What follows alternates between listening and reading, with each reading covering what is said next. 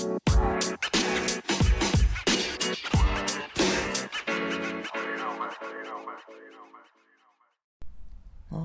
right, guys, what is up? Welcome back to the podcast, back to Theory and Theology. Got a topic today. I don't know yet what I'm going to actually title this, but the main topic of discussion is around traditional behaviors in religion. So, for example, in a lot of religions, a lot of mainstream religions, there is, the,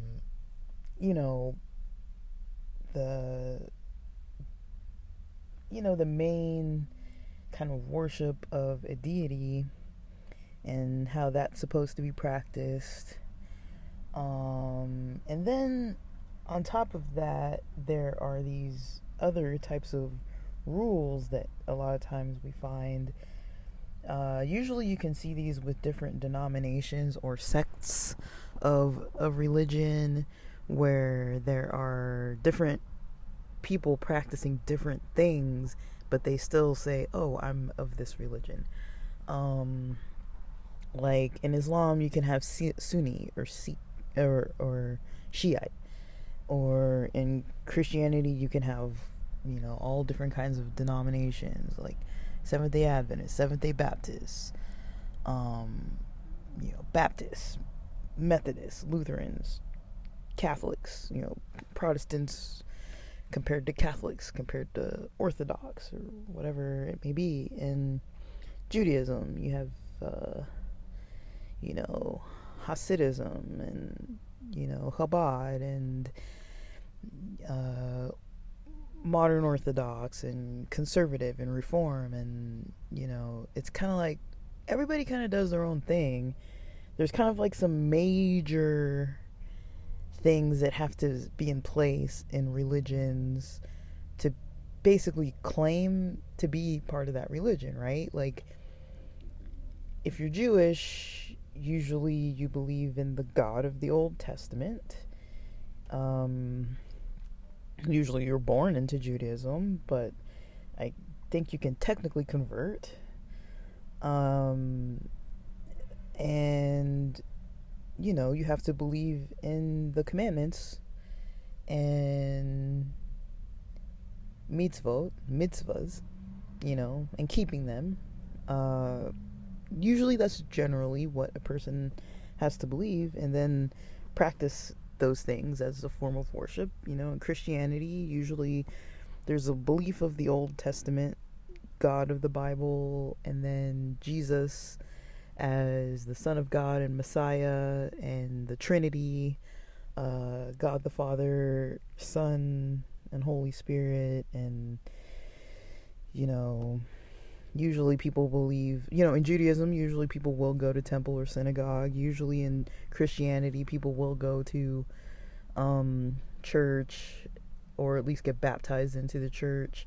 Usually in Judaism, someone will have a bar mitzvah or bat mitzvah. Usually in Islam, there's the 5 pillars, and the 5 pillars of Islam, and the belief in God, the God being the only God, belief in the Quran, and Muhammad as his prophet, and then the others like Jesus and Moses and Abraham, and all Muhammad included, everyone else other than God being a prophet. And going to Thursday, Thursday services at a mosque, and praying 5 times a day. And usually when it comes to Catholics, there's the belief in, the Trinity, Father, Son, and Holy Spirit, the Old Testament, the New Testament, belief that Jesus is the Son of God, and part of the Trinity, and belief in, Mary as being holy, and also, I think in a lot of Christianity, people are taught to pray to God in Jesus' name. And then in Catholicism, people are taught to pray to God and or praying to Mary, and confession and baptism pretty much most of the time as a baby, a christening,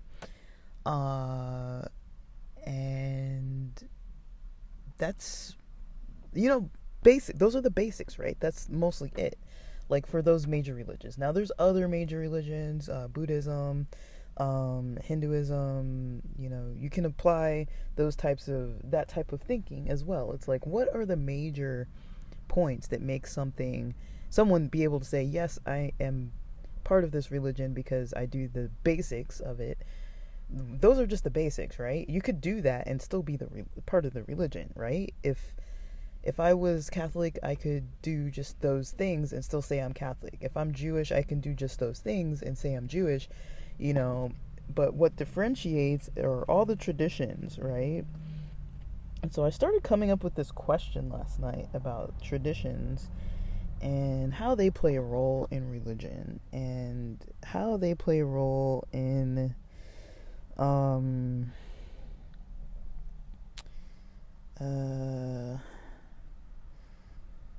how they play a role in the daily lifestyle, and that includes not only having a religious belief, like the basic belief in the religion, the main things that are just the basics to belong to the religion. There are usually these other traditions, right? And I might record 2 episodes here and say we're going to talk about this idea of these religions and the traditions kind of with them, just in theory, because I can't go through every single religion and every single detail of every single tradition for every sect or denomination. Like, I don't know all of that information either, and from what I do know, it's like it's a lot. It's a lot that distinguishes one sect or denomination from another. But I just want to talk about that in general, the traditions and the differences, and what is the importance or the difference between having a mainstream religion with a mainstream just general belief and practice that a person might do, compared to having all these other traditional beliefs from the denomination or the sect that a person belongs to, and feeling the need or desire or urge or pressure to follow all of those traditions, when usually there's like a basic standard of like the general stuff to do, and then why are there all these different traditions and beliefs about like why things are different. Why do people do, like, why do Hasidic males wear those side curls, versus other Jewish males of different sects, they might not wear those, right? But there is a commandment about not cutting the sides, the corners, not rounding the corners of your is it of your hair or your beard or something like that, and so keeping that part untrimmed or uncut or unshaven. But then also there are others in Judaism who follow that in a different way. They don't have long side curls. They might have just a little bit of hair that they just don't cut, and maybe they put it behind their ear. Maybe it's in front of their ear. Maybe it's just a little bitty piece, a strand of hair. Or maybe it's just like, sideburns, that aren't, fully shaven down. Or maybe they do shave them and just don't follow that commandment, So, why? Why? Simple things like that, right? It's like everybody believes that they're doing it the way that they feel they should do it. But then it's like, okay, well, everyone's reading from the same biblical text and the same commandment where people believe they should keep the commandments. But then it's like, how come some people interpret it differently, right? And where do the humans come into play? Human fault, human flaw, human deception, human manipulation, so-called maybe accurate and so-called prophets, maybe deceptive people who were, claiming to be prophets, maybe some weird kind of conspiracy going on with different writings that people say that they found in the dirt somewhere and interpreted it as something, and then people follow it. And even if it's been disproven, people still follow it, mostly under fear of, hell or some kind of shunning. There's usually something that will happen on earth that makes it so people want to follow. There's some kind of negativity that will happen on earth that makes somebody want to follow these traditions more in depth. And then there's usually some form of like threat of eternal damnation or hellfire or separation from God, or you won't get to be a part of the nicer type of universe versus the other people, that have to like stay on earth that's like destroyed and all that, or whatever it may be. There's all these different beliefs. They kind of keep people following all these different things, right? And I'm not here to say don't follow them or that they're bad. I ask questions, right? I ask questions. And this is a question that came to me last night, and I was kind of thinking about that as well as the concept of sin, because that's where the concept of sin comes from, right? If you're not following what the religion says to follow, it's considered sin. If you're not doing what it says, it's considered sin. Or if you are doing what it says, if you're not doing what it says, like basically you can be not doing something and sinning, or you can be doing something and sinning. So if I, for example, maybe don't pray 5 times a day and I'm Muslim, that might be considered sinful. If I am a Christian and I don't take communion, that might be considered sinful. If I'm Catholic and I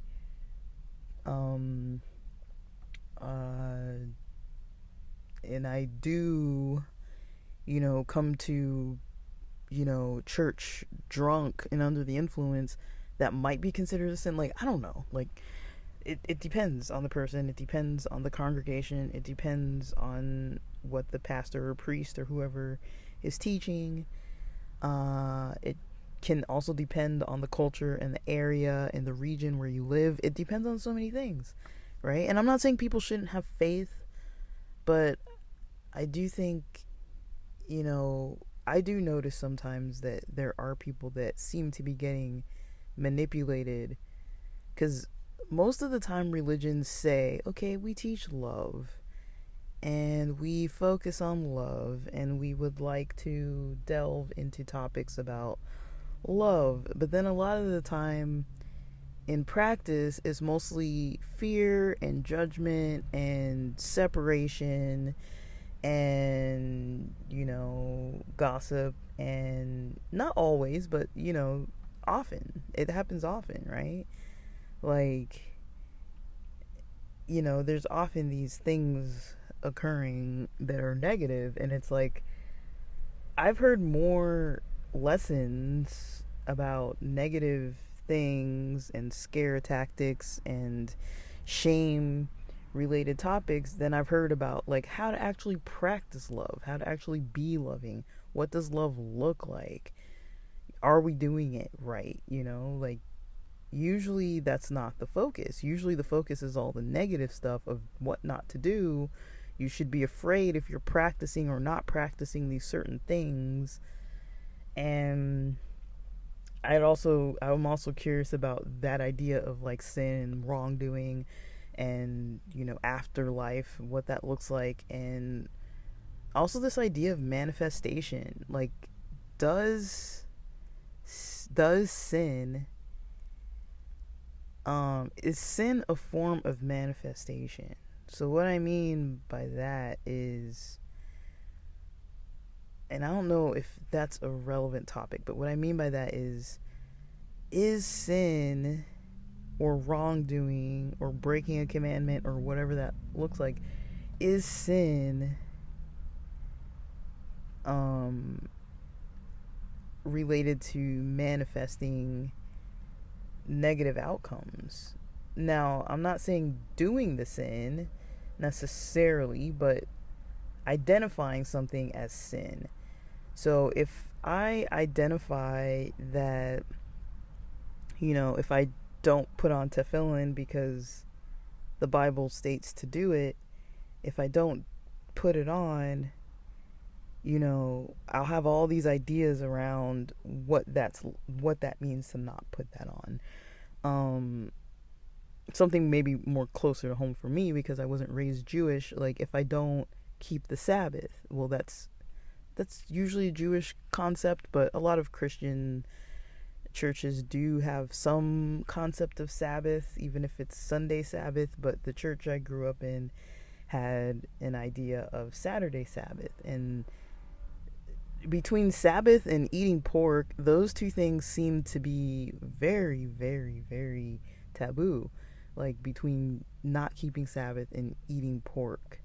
Now, eating meat, yeah, it's a little taboo, but like, you could not eat meat and be fine. I mean, you can eat meat and be kind of fine and not really have any real attention. But if you were the kid who at the Adventist school was bringing pepperoni pizzas and ham sandwiches and stuff, you probably weren't saying anything, and people kind of would look at you weird, because you're usually taught, like, I feel like in every religion there's usually like a few taboos that are like, these are considered things to be really shameful about and really focused on, having a negative perspective about, right? And so, just being raised with ideas like that, or being, even if you're an adult and you come into a specific religion and being like taught to follow a religion in that way. I hope I'm not too quiet at the moment. I'm going to be removing my jacket because I'm sitting in a car with sweats on and a hoodie, and it's getting really hot in here, actually. It was cloudy when I came out, and then the sun just is burning me up now. But yeah. Like, I just have so many questions, Like, is that stuff even all related? And so, let me roll out the windows a little bit more. I'm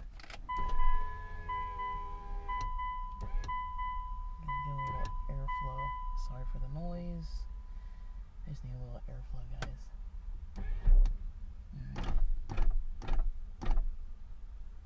Alright, I think that's enough air. Alright, so yeah. What's going on with all that, right? Now, I'm not here to try to tell people, doubt your religion, doubt what you were taught. I feel like there's a difference between doubt and questioning. Question everything. I think you should question everything.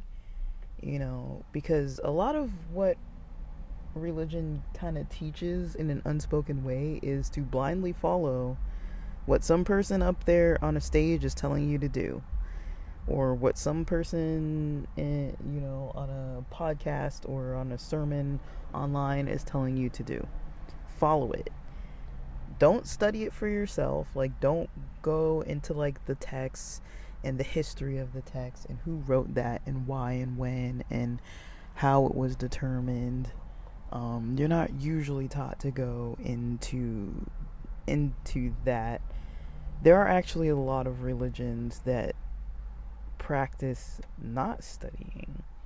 There are some religions, like in Amish culture, that, a lot of times people are taught not to study in depth because it might be dangerous to study. Usually for me, that's a red flag. If I walk in somewhere and somebody's like, don't study, just listen to what this guy tells you, or these other people in a congregation or in a community tell you, just listen to word of mouth. I mean, think of it, right?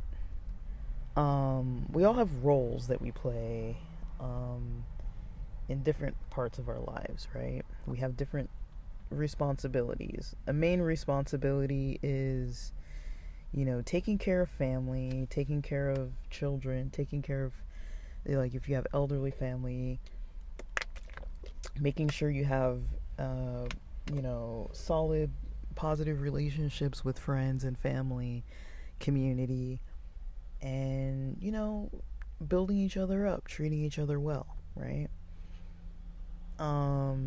That's one thing, the social thing, Also, we have to support ourselves. We have to work. We have to make money to pay for the stuff that we need so we can live under a roof, and so we can pay for food and some leisure, fun, and excitement in life.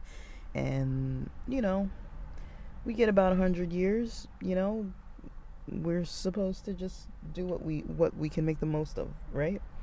Not just sit every day in a room by ourselves, locked away, don't contribute at all to society. Nobody really teaches that, right? Nobody's like, don't do anything for your health, don't contribute to society or community, don't do anything positive, just sit there and do nothing. Nobody usually teaches that.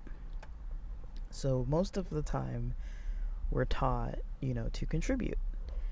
And the way you do that is usually you learn. You go through some system of learning, whether that's a trade or a skill, and you learn and you practice, right? But usually you learn. For work, you usually learn some kind of skill, right? Nobody usually is like, don't learn about this. Just, apply for the job, see if you get the job. Don't go to any school ever. Don't learn any skills ever. Don't learn math. Don't learn to read.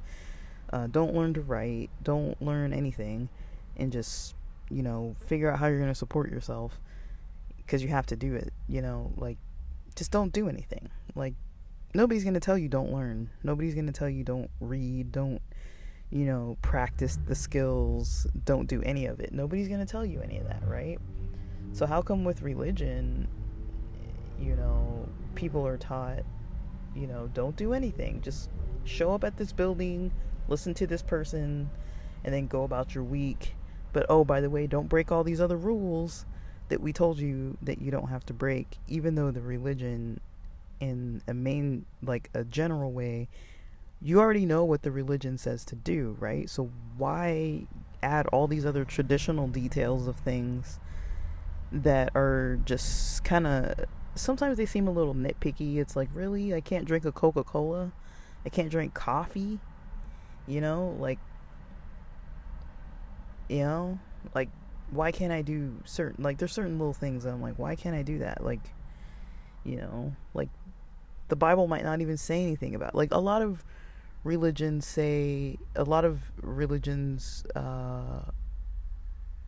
around the Bible teach, don't drink alcohol.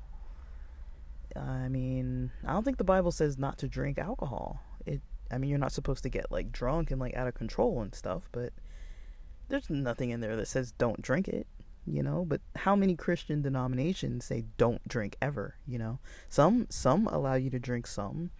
Like, I think in Catholicism, I don't know, because I don't think I've ever been to a Catholic service, but I heard that, in some Catholic communions, the wine is actually like, wine. It's not grape juice. It's actually, like, fermented. Now, you're not, like, drinking, like, 4 or 5 glasses of wine. You're drinking, like, this little bitty thing, so it's probably not gonna, like, do much to you as far as, like, impairment. But that's a controversy. Like, if I can't even imagine if I went to an Adventist church communion and they had actual wine, how many people would be outraged by that. And it's like, but Jesus turned water to wine at a wedding, right? And then some denominations want to say, oh, but it wasn't fermented. It's like, well, it was wine, and it was considered good wine.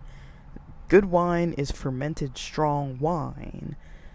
Weak wine, like we all know, right? How many times, for the bar goers out there, for the people who do consume alcohol, how many times have you bought something, that maybe you weren't trying to get like wasted, but it's like, you buy a beer and it's something you've never had before, or you go to somebody's house or party and there's like a keg and you're like, what is this? This isn't good. It's not strong. It's not, it's just like, it's like now non-alcoholic beer. It's like, it tastes like beer, but it's not doing anything. You know what I mean? It's like, you wouldn't consider that good.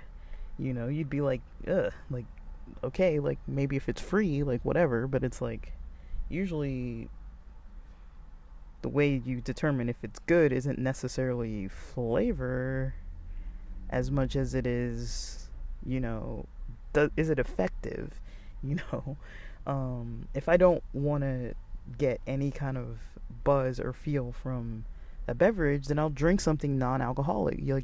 Usually the purpose of people drinking something with alcohol in it is for a purpose. Like, you don't just drink it because you're thirsty. Like, you drink it because, otherwise you just drink water or juice or soda or any of the other beverages that are available at most bars and restaurants and places. Like, you don't have to drink alcohol. But usually when you drink, you're drinking for a certain reason, right? Like, if somebody gave me wine and I had to drink like 6 glasses of it and it was just like grape juice and I felt nothing, I'd be like, what is this? Like, because I am such a lightweight, I could feel one, honestly. So I would question. I'd be like, what the heck is this stuff I'm drinking? But yeah, still people will argue about that kind of stuff, right? But it's like things like that, like, you'll hear full-on sermons about, things that aren't even in the Bible that people just say, because they're like, well, I think it wasn't, fermented. It was, it was, and it's like, really? Like, in Jewish tradition, there is no real, like, oh, we're drinking the unfermented one, like, in Jewish tradition, there's wine, the Kiddush has wine, like, that's what it is, at a lot of Holy Day, services in the home, with the community members and family members and friends, there's wine, I don't know, guys. I don't even know what to say. Like, I do not know what to say. I can say this is about the 3rd tourist bus I've seen pass by my neighborhood over this weekend, so that's interesting. There must be some kind of tour going on over here.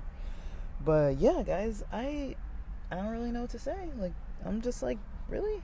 Like, it's a little bit humorous. I find it to be a little bit humorous. But those are kind of the topics that were coming to my mind, right? So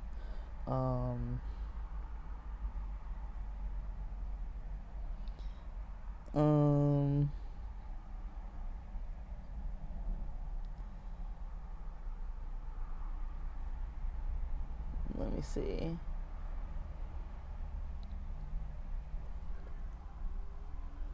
So I have some questions I wrote out. Food for thought. And I want people to use this as food for thought, right? Ask your pastors, ask your priests, ask your Sunday school and Sabbath school teachers.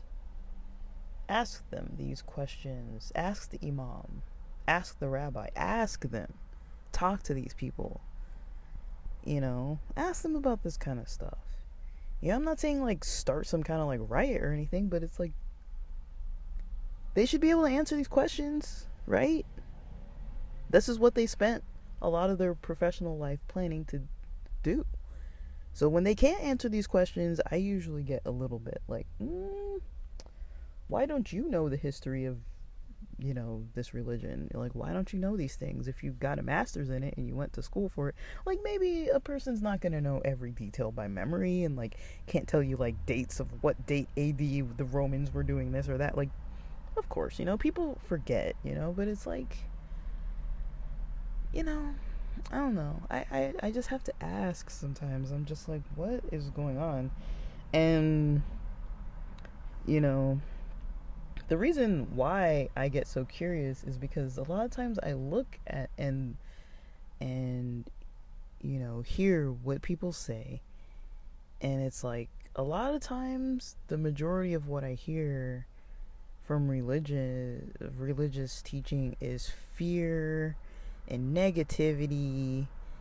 And as I've learned a lot about manifestation, I often wonder, when it comes to manifestation, is that healthy? Is that like a healthy lifestyle, to be like in fear and shame and humiliation and embarrassment and fear of losing your community and loved ones and friends, and just like is it worth it?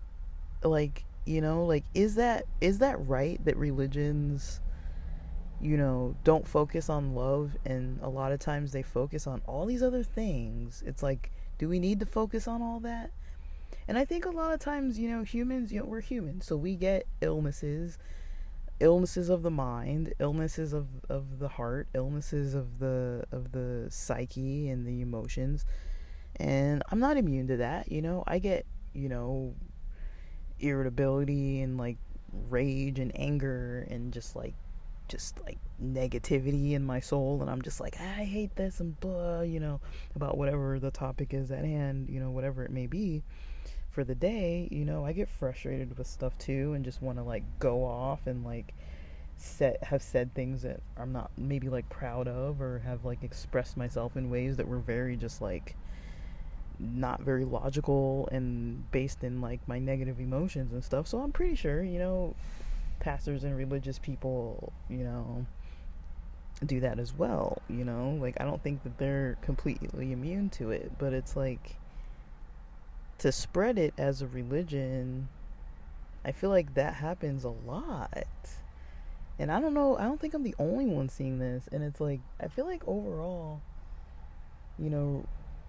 if a religion isn't focusing on love, like if you've gone to a service or listened to a service online, and every month, and you never hear anything about love or about how to like treat people better, how to improve your own personal health, how to,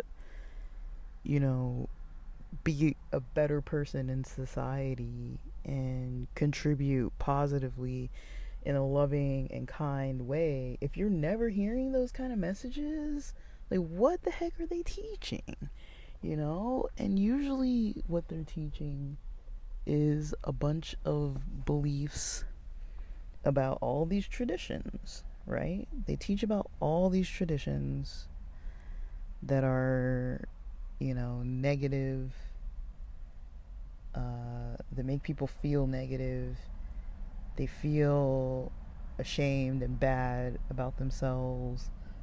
They fear for their future, and they fear for, not following the rules or struggling with following the rules, and they can't even like talk to anybody about it for fear of judgment and being exposed, because they can't easily do it, because a lot of these things are a struggle, and there's no real sense of community where people can actually talk about their problems and struggles. There's no safe spaces. I'm not saying, I mean, there are good churches out there, there are good mosques out there, there are good synagogues out there, there are good temples out there, there are good places, communities, community centers, religious community centers, spiritual centers where people can go.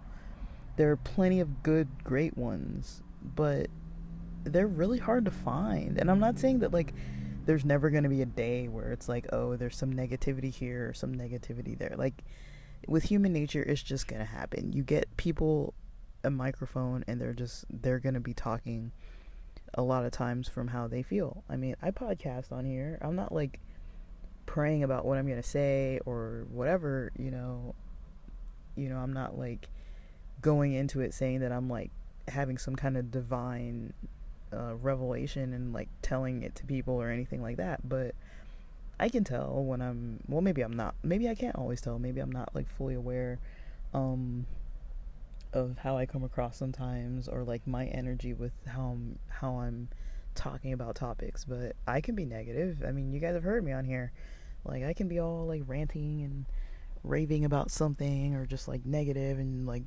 I'm pissed off at these people and how dare they, you know. I can be like that. I don't think it's helpful, but sometimes I don't even catch it. I don't even notice it. I'm not even aware of it. I'm completely oblivious.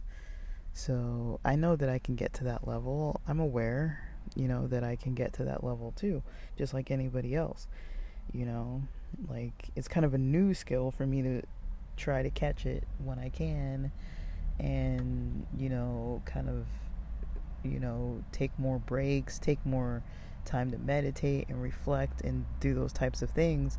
It's new for me, like as I'm slowing down my life more and trying to like learn more about myself and things and what I actually need, versus just plow through life every day and ignore any kind of sign that my mind or body is giving me. It's just like, oh well, if I can't sleep, take this. If I can't wake up, take that. And then just plow through the day. If I'm tired around after my lunch break from work, then take some other thing. That's usually how I've gone through most of my life. I was never really taught in detail how to not do that.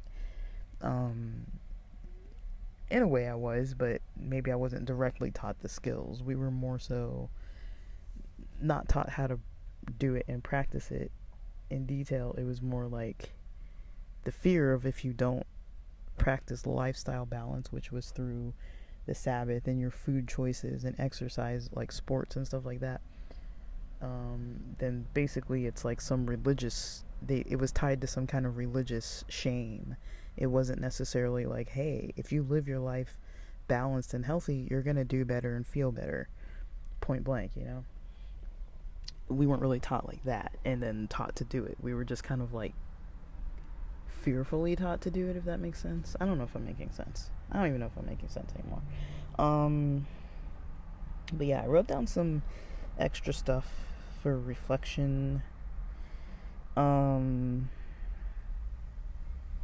So, I think most of us could probably understand that, primarily love is the first item on the list. And what does love look like? From a psychological perspective, not harming yourself and not harming others, that's usually a good start.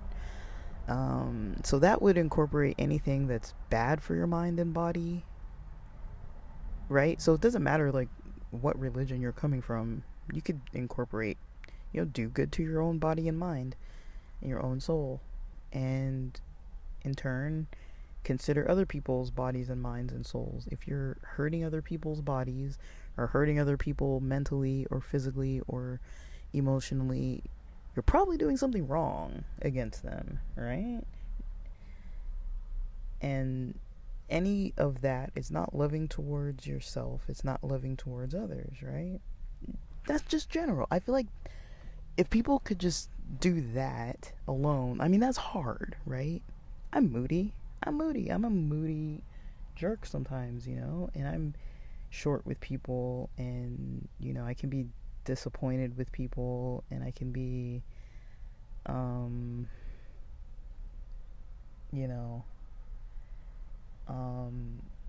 not really understanding of people, and, just on my own negative wavelength.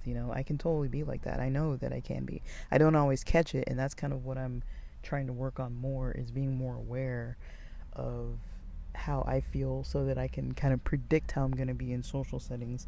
Like when I'm at my worst, I can tell when I need to maybe like stay home from the party, or don't go to the event where there's going to be people that I value, building relationships with, and that I'm going to maybe be a little irritated with about stuff. I can avoid that. That's a choice, and I can avoid it, you know? So when I notice it and I'm at my worst, I can kind of do that, right? But otherwise, it's hard. Sometimes I just wake up and just plow through and just don't notice it, and then I'm like, like, why am I all ticked off today? Like, road rage, driving down the street, and like, I mean, I'm not like excessively like honking at people and flipping people off or whatever, but it's like, there might be a cashier when I'm buying groceries who's trying to be nice and friendly, and I'm like irritated, and I might show it. And some of these things are complex, right? It's like, do I have the right to show my irritability when someone's just trying to be generally kind and they're not purposely trying to annoy me? It's like, that's a form of communication. That's how us humans communicate, right? We automatically have these responses to stuff. And I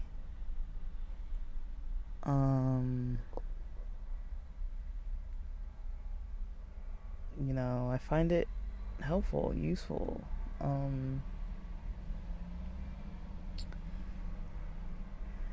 to try to figure out like what's going on, right, with my own self, because that's where it's going to start, right? It's going to start with me being very aware of my own self, my own emotions, my own energy levels, my own wavelengths, being very aware of what I'm in tune with, so that I can go about my day. And when I'm interacting with others, if I'm not careful, because if I'm on a negative wavelength and feeling irritable and just not very well fed or slept, haven't slept well or anything, it's going to be harder for me. So connection to source, God, spirit, universe, whatever a person calls it, because I would consider that there are some religions that maybe don't believe in God. They believe in the universe or source. And when I say God, I don't mean like it has to be a monotheistic God. Like, there are a lot of religions that are polytheistic and have multiple gods, like Hinduism. I don't know how many gods there are, honestly. But I try to be respectful of it. It's like, I wasn't raised Hindu. I wasn't raised Sikh. I wasn't raised in a lot of these other religions, but I do think a lot of the religions have a lot of value to them. And I don't think that all the traditions are bad. I think the emotional connection that we're taught to have with some of the traditions can be complex and form kind of like a negative energy in our lives, right? So I've noticed I have a certain aversion to certain stuff related to religion, just because of how I was raised, not necessarily by my parents raised, but socialized in a religious environment, a very religious environment. There's some stuff that I just have an aversion towards, because I feel like it's a breeding ground for like negativity, it doesn't have to be, but in my experience it often has become those ways. And I don't know if I'm going to specifically talk about it here, but it's like I mean, if you think about if you were raised in a religion or a denomination or whatever it may be, if there are those kind of like negative things, if you fell out of it and you're like, I don't want to be anything a part of this religion or belief system because of these things, it's like sometimes I wonder, about convictions. And I wonder, it's a big question I have. When you're convicted of something specifically for yourself, that's your own understanding and connection with maybe how your God or the universe or whatever it may be is connecting to you and telling you what to do. That's the answer you're getting, is, hey, for you, your individual path looks like this. I wonder about that. Is that something to think about? Because a lot of times religion will say, oh, you can be convicted, but your convictions usually have to fall within the bounds of what we teach, right? All of what we teach, meaning you need to have faith in all this stuff, Otherwise, you're doubting, and that's bad. Usually, that's kind of what it looks like of, when somebody's convicted of something. I'm not saying like convicted as in like hurt by it, but convicted as in, you genuinely start to feel like, hey, like maybe I was taught this, or maybe somebody's teaching me this, but I kind of feel this more authentically over here. Not necessarily even like switching religions or stopping being religious or starting to be religious, but you know, something that you're really inclined to. Like for me, I really naturally gravitate towards community ideas, ideas of safe spaces and community.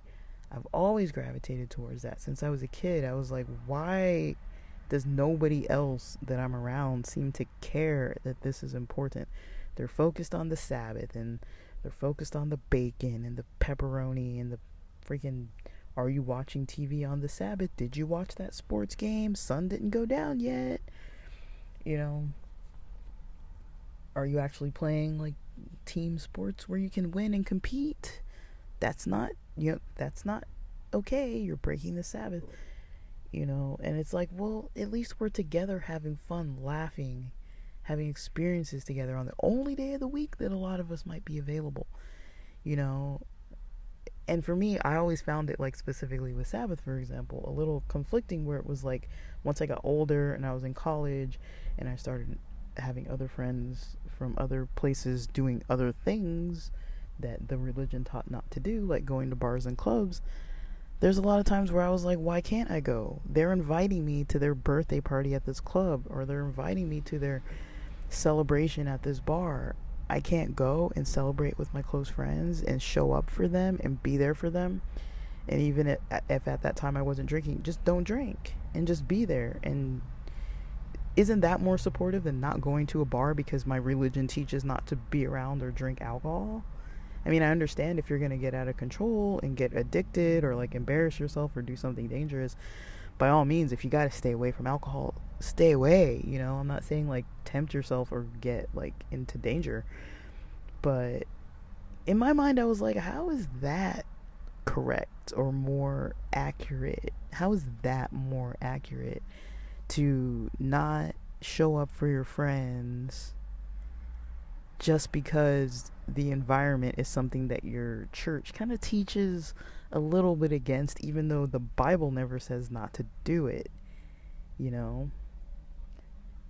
The Bible doesn't say don't drink, but then they even say things as far as don't even go to bars or anywhere where there's alcohol at a party or anything like that. You're usually taught don't go to parties, don't go to bars.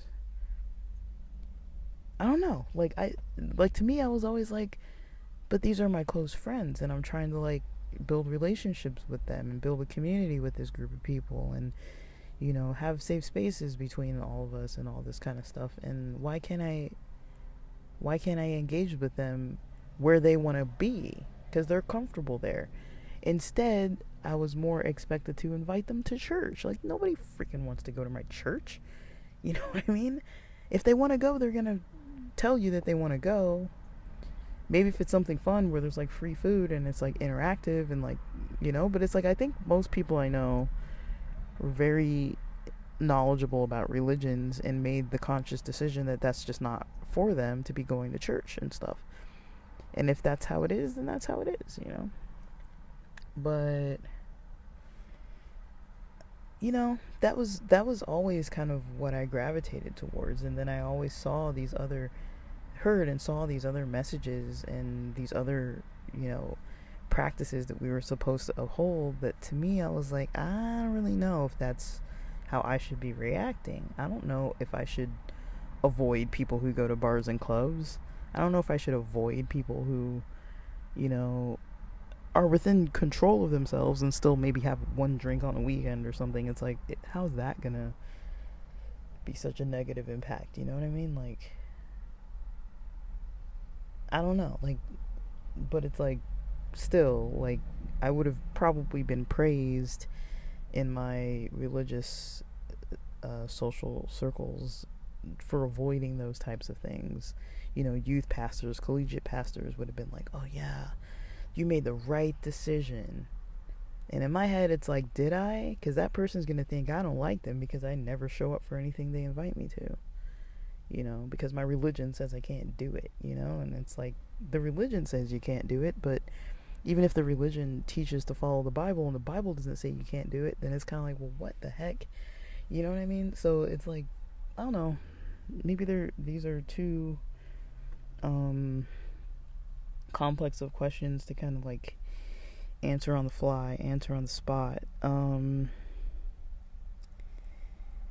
And I guess the last topic on this specific thing that I want to talk about is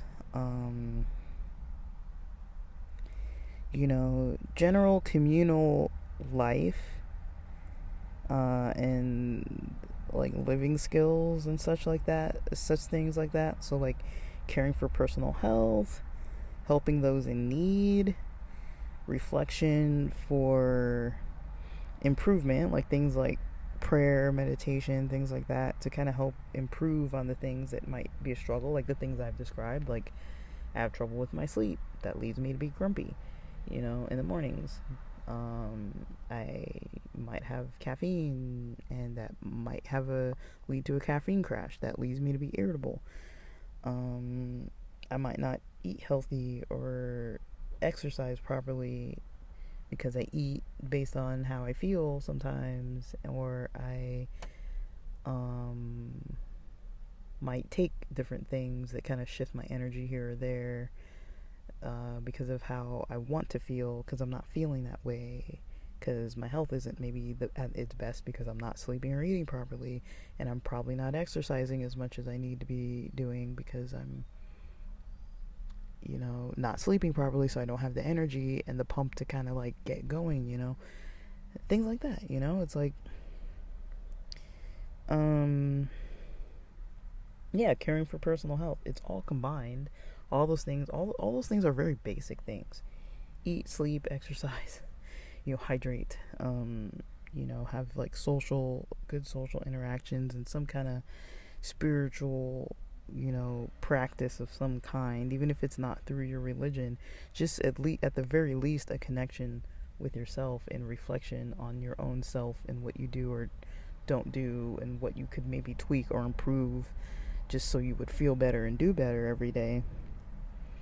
Even being aware of it, even if you're not going to do it, you know what I mean? And then positive social interactions.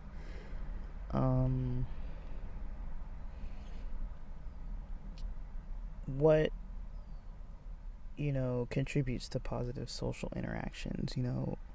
Most religions, most belief systems would want you to have positive social interactions. They're not like make enemies and fight.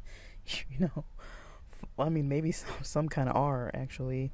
Some extreme belief systems do kind of take a little bit of a stance like that, of like, at all costs protect what we teach and what we believe that you should do, and at all costs follow that, regardless, and fight hard against all the other people who aren't doing it, and ridicule them and protest against them and make them feel bad and put them in a state of anger. And that's not love, but people say it's love. They disguise it and trick people into thinking that they're practicing love when they're doing that kind of stuff, but they're not.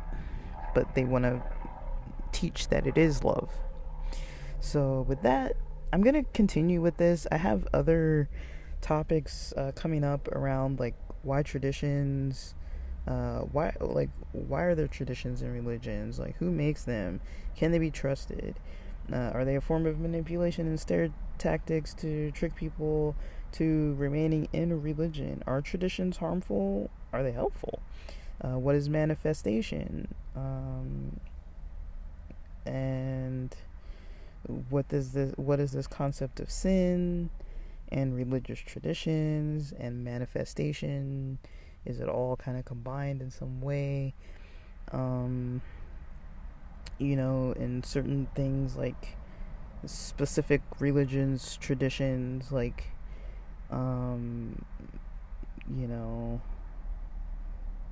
what are those like? Now, I feel like people, you know, I feel like people can follow a religion, be very religious, follow all the traditions, do all the traditional deeds and stuff, and look, physically having the garb that they need to have and eating what they need to eat and doing all these holy days and stuff, and do all that with love and kindness and, stand out with like joy and, that's positive to see. That's always great to see. um I've always gravitated a little bit for that reason towards what I learned about Nanak, and maybe Chabad and things like that. Like just certain groups of people that are kind of known for like their joy. Because you don't see that often. Often in religion, you see a lack of joy. You see fear and judgment and pain. And people aren't getting better from it. They're doing these things that these other people who are in fear and judgment and pain, teaching other people to follow that method that contributes to more negativity. So, I don't know, guys. These are really tough topics, but that's kind of what I wanted to record on today. So, have a good Sunday. Enjoy yourselves. Have a good upcoming afternoon and evening. Have a good time jumping into the new week. I hope people are able to kind of set for themselves what they want to do for today. And,